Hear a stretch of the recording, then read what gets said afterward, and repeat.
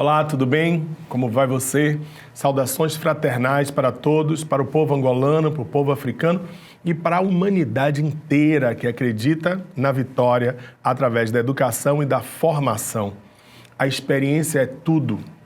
É exatamente a experiência dos nossos ancestrais, daqueles que vieram antes de nós, que constrói o que nós somos e o que nós desejamos ser.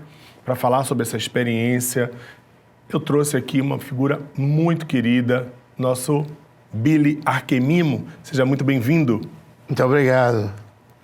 O Billy, ele tem muita experiência com turismo étnico, ele tem muita experiência com envolvimento em comunidades, em trabalho social, e eu acho que é uma pessoa que tem muito para ensinar para a gente.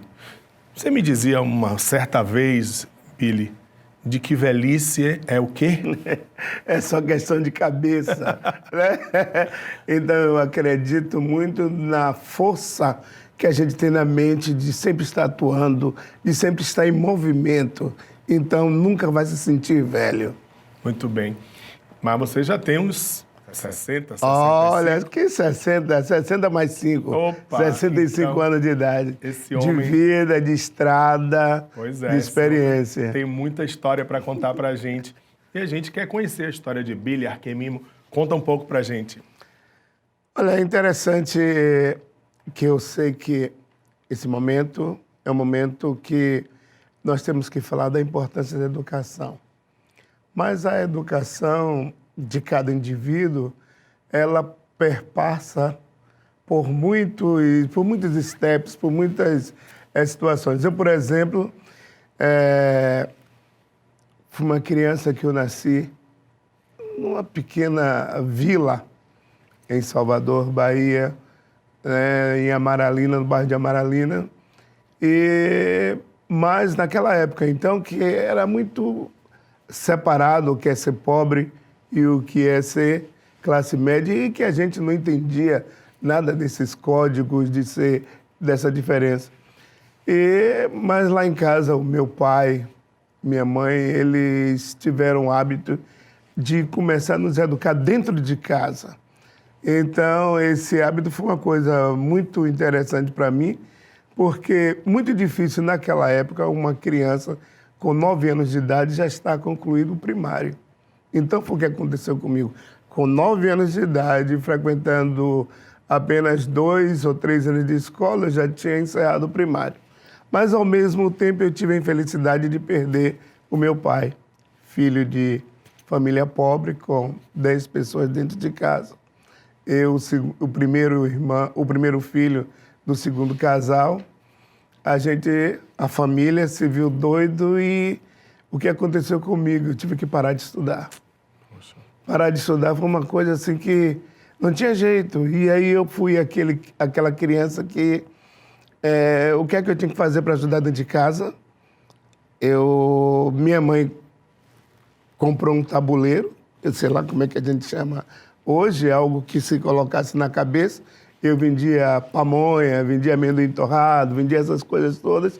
Mas eu gostava muito de estudar, que isso era coisa que estava dentro de mim. E eu acho que estudar também ia fazer a diferença naquela rua, que poucas pessoas tiveram esse mesmo interesse. E aí, então, o que é que eu fazia? Eu conheci uma amiga, e ela fez assim, você quer estudar, mas você não pode. Não, eu quero estudar de noite, porque como é que eu vou fazer? 9 anos, eu não posso estudar durante o dia, que eu tenho que trabalhar. E aí eu tenho que continuar meus estudos. Ela falou com a diretora da escola, né, e não foi uma só, foi algumas escolas nesse período de 9 até 14 anos. E então eu estudava como assistente. Mas um outro detalhe, por trabalhar muito durante o dia, vendendo para ajudar dentro de casa, quando chegava à noite, eu chegava na escola e daqui a pouco eu começava a cochilar, né? A professora entendia qual era o processo, mas ao mesmo tempo, a minha família é evangélica, e eu deu algo assim na minha cabeça que tinha um auxiliar da igreja, que ele sempre visitava a igreja, eu colava nele, rapaz, me arranja um trabalho e tal. Eu fiquei naquela coisa insistindo, e aos 14 anos de idade ele falou assim, eu vou arranjar um trabalho para você, o menor. Então é o seguinte, vai lá na loja que eu trabalho. Então, quando eu cheguei lá, ele fez, para você trabalhar, você precisa estudar, se matricular no SENAC. E então, eu com 14 anos me matriculei no final do ano, com 15 anos eu estava certo que eu ia já entrar como ginásio, mas entrei ainda na preparação de ginásio, aquela famosa admissão que tinha, que foi legal para mim, porque eu entrei zerado, apesar de ter tido uma boa preparação lá atrás, mas 4, 5 anos fazia muita diferença. Eu precisava realmente me atualizar. Comecei os primeiros 2 bimestres do ano, o primeiro semestre fraco, mas algo me dizia que eu tinha que me esforçar e eu me empolguei. No final do ano, eu fui o primeiro aluno da sala a tirar um 10. Olha então, os meus colegas, eles vibraram por mim. Billy, Esmeralda, pô, você tirou 10, aquela coisa toda. E aquilo me incentivou. Ô, Billy, deixa eu só tá muito bacana isso que você está contando pra gente, porque, vejam só, ele teve a perda familiar, ele tinha uma situação social difícil, né, de pobreza, posso chamar assim, de muita pobreza, e foi um jovem que teve que trabalhar cedo, mas não perdeu o sonho de estudar. E ganhou tanto entusiasmo que, apesar de toda a dificuldade, ainda conseguiu tirar o 10, que é a nota máxima, né?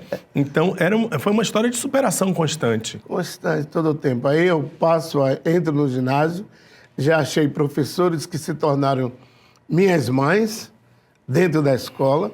Eu, no segundo ano de ginásio, eu já era presidente do Grêmio, que somente quem era da 4ª série de ginásio, não é?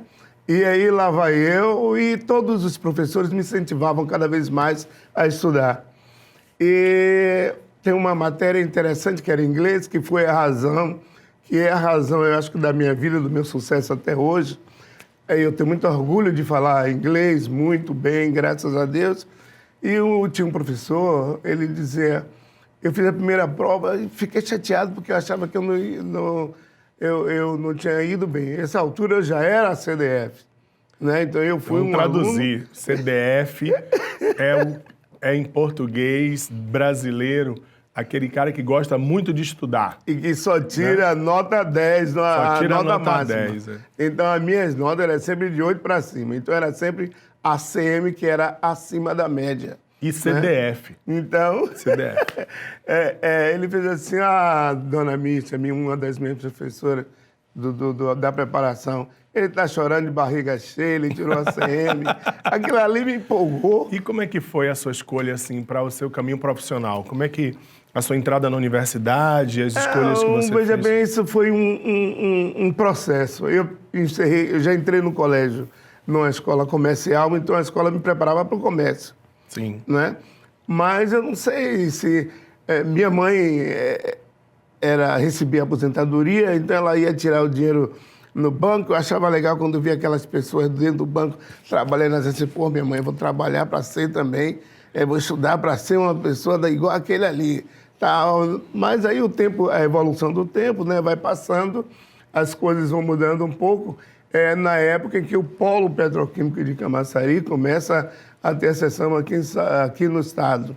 E aí, quando eu concluí o ginásio, como bom aluno, eu ganhei uma bolsa para estudar em colégio do Severino Vieira. Severino Vieira não, aquele do Garcia, como é o nome? 2 de Julho, Vieira.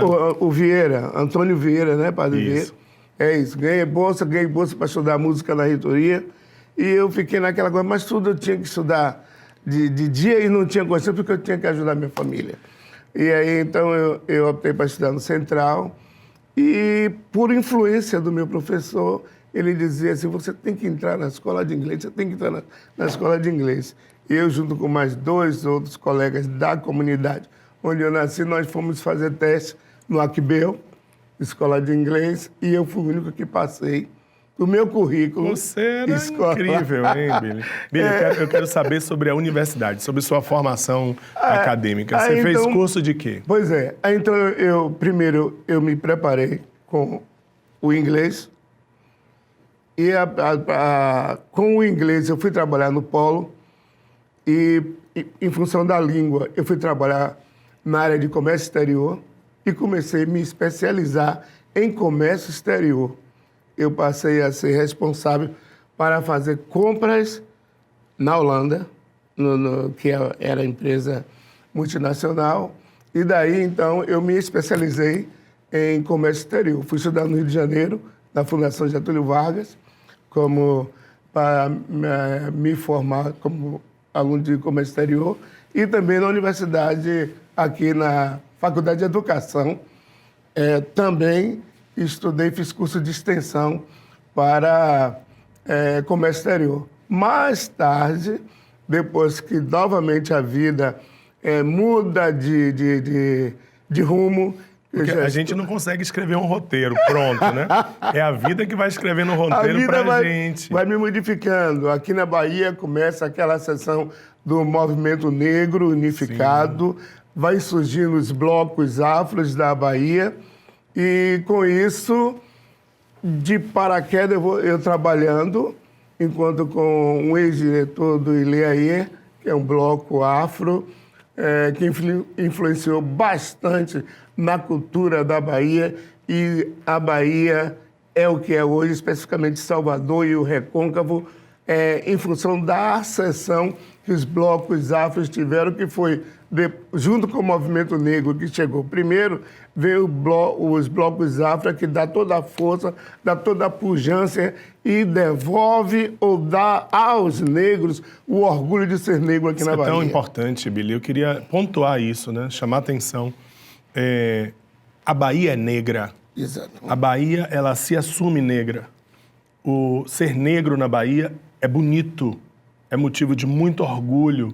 E isso, a afrodescendência na Bahia, essa nossa identidade com o nosso continente materno, isso se deu muito por conta desse trabalho social, cultural que os blocos afros fizeram, que desfilam durante os carnavais da Bahia, carregando consigo em suas roupas, né, em suas letras de música, em seus comportamentos, a busca da ancestralidade negra que durante muito tempo foi oprimida, foi negada e que foi resgatada de uma forma tão rica pelo trabalho que pessoas como Billy Arquimimo desenvolveram e tantos outros, né? Esse aqui é um representante, assim, eu vejo Billy, vejo outros personagens como aquelas pessoas que voltaram para fazer a gente olhar no espelho de novo. Dizer, olha, você é um homem afrodescendente, você é uma mulher afrodescendente e a África é a sua referência maior de todas. Dá a gente, baiano, depois brasileiro, né, porque esse trabalho ele vai sendo espalhado por todo o Brasil, pelo menos pelos grandes centros,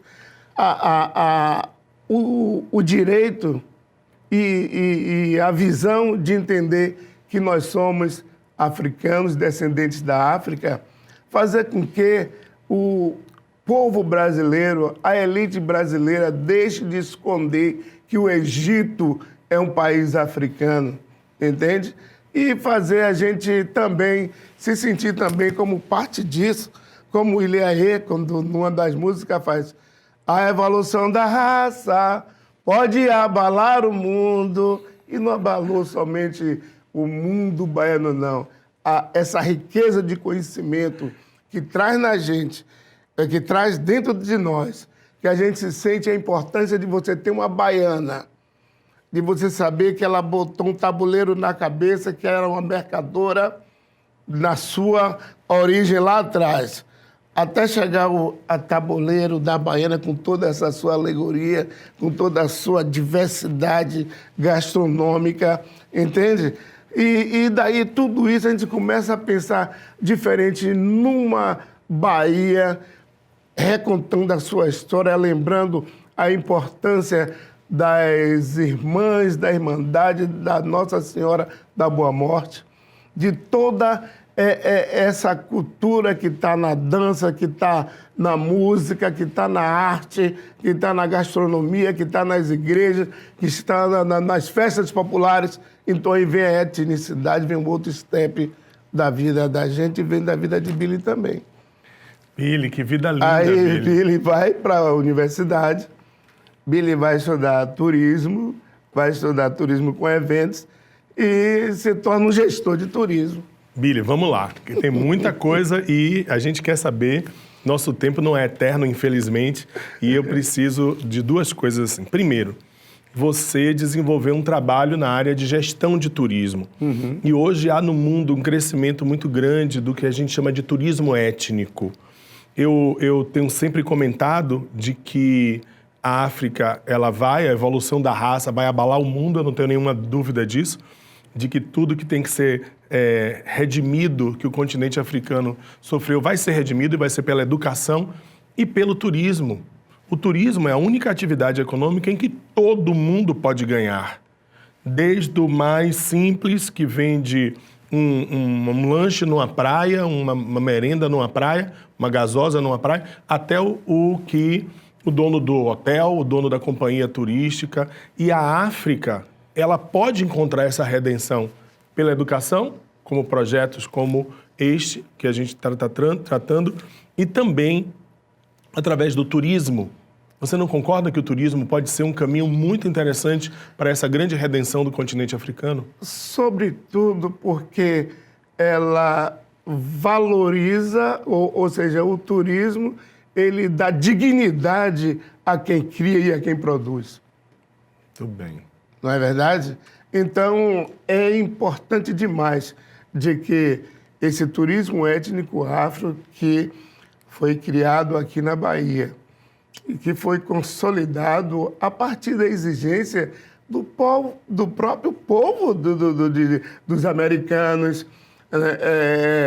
Quando lançamos aqui, alguém fez assim, já era hora, já não dava mais para... Né? Aquela coisa de explode coração, porque a gente precisava dizer, olha, no Pelourinho, aqui em Salvador, é um grande centro cultural, tem muitas pessoas que fabricam, que produzem, mas você não sabe como é que isso chega até o consumidor, de que forma. Então, dá visibilidade também. E é uma forma de estreitar relações. Billy, pensa bem, né? O potencial que um país como Angola tem para o turismo. Uma geografia magnífica, belezas naturais impressionantes, um povo lindíssimo em todos os aspectos, né? Uma cultura rica. Imagine a hora que, como a Bahia foi descoberta, imagine você a hora que Angola foi descoberta pelo mundo, definitivamente. A hora que os países africanos forem descobertos como um potencial turístico, atraindo milhões de dólares de investimento e os milhões de dólares que são trazidos pelos turistas. Porque a atividade turística, ela não depreda, ela não destrói. Porque se ela destruir, ela perde sua fonte. Ela preserva, ela estimula, ela ajuda a construir, não a destruir. Então, a educação, o desejo de estudar, o desejo de conhecer, vai permitir de que angolanos, por exemplo, ele, com essa experiência que existe já na Bahia e que se devolva, entendeu? Que leve de volta, entendeu? Para Angola, para que os angolanos saibam também valorizar cada ponto interessante que se tem, que existe na Angola. A Angola é toda étnica, então é até mais fácil, porque aqui você são me guetos, pede para... né? Billy, faça um levantamento de 8 pontos turísticos étnicos ou pontos relevantes étnicos que existem na Bahia. E lá não é toda étnica. O país inteiro é uma grande atração turística. Todo, né? Então, esse intercâmbio, essa troca vai facilitar e vai ajudar muito mais. Entendeu? Que riqueza. Eu queria agora que você falasse um pouco sobre, atualmente, o que Billy está fazendo hoje. Billy é uma marca, né? Já por si só, Billy é uma marca. Se ele registrar essa marca, vai ganhar milhões em cima dessa marca. Billy Arquemimo. Eu quero saber hoje, o que você tem feito hoje de atividade profissional? Hoje eu sobrevivo por um trabalho que eu venho fazendo há 10 anos, que é esse, do turismo étnico afro, e que eu mantenho vivo essa relação internacional. Então, durante o ano, diversas vezes eu recebo grupos internacionais, ou seja, dos Estados Unidos, grupos africanos que vêm para cá, para Salvador, existe uma empresa, uma agência de turismo, uma em Los Angeles, outra em Seattle, outra em Nova York. Essas pessoas, nós trabalhamos em parceria para trazer afro-americanos e normalmente eu preparo o roteiro, porque para mim fica fácil, como falar inglês, então tem roteiros para todo o tempo, não é? Durante o ano. Eu faço isso hoje também, eu procuro empoderar pessoas jovens, falando da minha trajetória de vida, que eu acho muito importante. Né? Aquele menino que nasceu num lugarzinho em Amaralina e hoje conhece o mundo, né? E a visão de mundo não tem coisa melhor, porque você pode passar experiências, entende? Eu estava recentemente com o primo de Martin Luther King, em Atlanta, fazendo uma palestra, dizendo para os americanos por que a Bahia é um mercado muito interessante para os afro-americanos, não é? Então, uma coisa assim, muito importante, mas também eu tenho o orgulho de ter trazido aqui na Bahia Michael Jackson. Eu tenho orgulho de ter feito todo o relacionamento para que Paul Simon viesse aqui para gravar com o Olodum e eu gravar em Nova York. Posso também me mostrar um pouquinho aqui? Pode. Você trouxe o Michael Jackson e eu conheci ele também na época aqui, no Pelourinho. No Pelourinho, abracei, conversei. Muito obrigado, Billy. Não sabia que foi você. Porque é assim, né? O Spike Lee, que era o produtor do clipe They Don't Care About Us, ele ligou para mim, Billy, você trabalhou com Paul, agora eu quero fazer uma coisa assim, tal. E daí a gente desenvolveu. Então, o que eu quero dizer, esse tipo de conhecimento, esse tipo de oportunidade, tudo isso porque eu abracei. Estudar naquela época era difícil, mas acontece o seguinte, que estudar estava na minha cabeça. E eu não perdi as oportunidades que eu encontrei. Graças a Deus havia a vontade, havia uma sintonia positiva que quando eu encontrava as pessoas me colocavam, me direcionavam, porque pelo fato de minha mãe, né, mãe preta, daquela época não tinha conhecimento, só teve boa vontade de ver um filho educado, mas eu abracei a oportunidade. Então vamos lá, você falou de abraçar a oportunidade e é disso que trata o programa. Abraçar oportunidades, não perder a oportunidade de transformação e de crescimento. Eu vou lhe pedir uma coisa, Billy. A conclusão desse nosso encontro tão rico, tão divertido, eu queria que você olhasse para aquela câmera ali e olhando nos olhos, né, de pessoas como você em Angola, que já passaram dos 60 anos e que dissesse por que continuar tentando crescer e tentar continuar estudando. É muito importante porque você, angolano, não sabe quando você vai embora. Então, sonhar é uma coisa que deve estar sempre dentro de cada um de nós. E sonhar é muito bom. Eu encontrei no outro dia claro que foi com pessoas da minha idade, mas a gente vai crescendo, a gente vai continuando a viver e vamos tendo a oportunidade de ir acumulando experiência. Então, o cara perguntou, vem cá, você está fazendo hoje um curso para pedreiro? Ele disse assim, para a Câmara e para as pessoas, eu estou agora sendo pedreiro e quero sonhar e quero ser engenheiro como ele aqui, que foi meu chefe e meu professor. Então, nunca é tarde para nós que queremos nos educar, que queremos nos especializar. E tem grandes profissionais a partir dos 60, que é a idade da razão, é a idade da consciência, é a idade que mostra para o mundo o conhecimento, porque aquilo é todo adquirido. Então, para frente aqui se anda. Vamos lá. Sem palavras. Só realmente refletir sobre esse aprendizado imenso que o Billy Arquemimo trouxe para a gente hoje. Billy, um homem que nasceu para vencer.